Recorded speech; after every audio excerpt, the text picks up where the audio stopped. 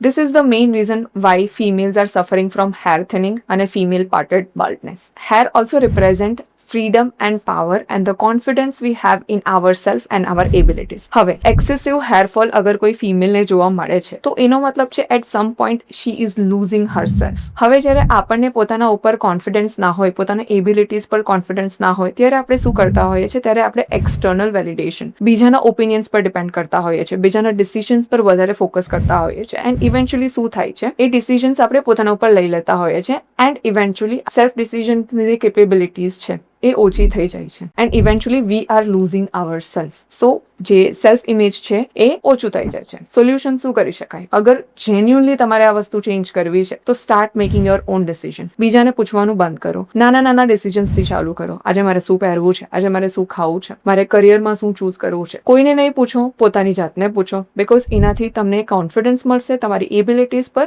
And ધીરે ધીરે આ વસ્તુ સુધરશે.